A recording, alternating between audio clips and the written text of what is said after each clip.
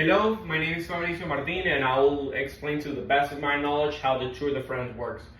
The Tour de France is a race that takes from June to July in France. It's a cycling race that takes up to 3 weeks or 21 stages. A stage is every day, it's a new race, let's call it like that.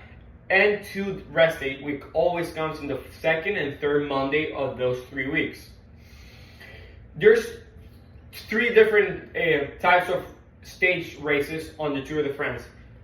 One of them are the sprints, the mountains, which are for the climbers, and the time trial.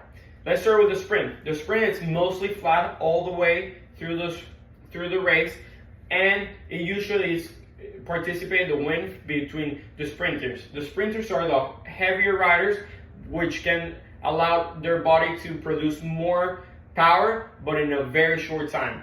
Then it comes to the mountain stages, which are for the GC riders, the general classification. Those guys are the ones that win the Tour de France. They race all over the best mountains in France, from the Alps to mountains in Monaco to Nice. They take so much time away from the sprinters that in the general classification, they have no way a sprinter can win a Tour de France. Some of these riders are the very famous Lance Armstrong, Tadej Pogacar, and Primož Roglic. And there is the time trial, which is a very short stage that is about 30, 35, depends on the stage, kilometers, which is the best time to complete it, wins.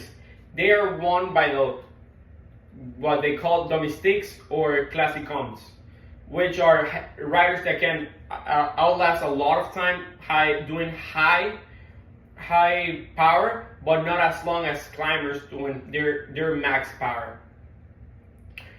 Tour de France is won by only one rider, but there's more than 200 riders that ride, and there's more than 10 teams. The teams are conformed by the leader, about 5 to 6 domestiques, and the sprinter, which is only 8 people. Some teams don't even have GC riders.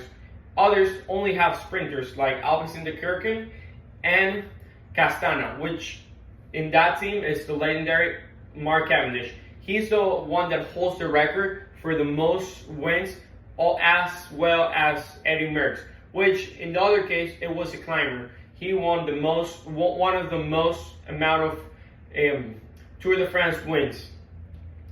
Tour de France is the 3rd most watched sport event in the world. It might surprise a lot of people, but in Europe, most of people watch professional cycling. Other thing about the Tour de France is that it almost all the time finishes in Paris.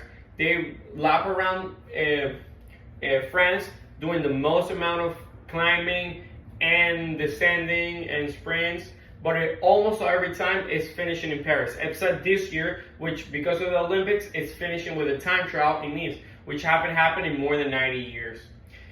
It's crazy to know that on this high-performing athlete can burn more than 20,000 calories on just the 3 weeks, which is an amazing amount. Most of these riders train for all their life and only can ride maybe 1 or 2 Tour de France's. Many of them are very continuous, like Lance Armstrong, or even though he was doping, but at the time everybody was doping, so it's another case. He won more than 7. He won 7 exactly, but he was taken out.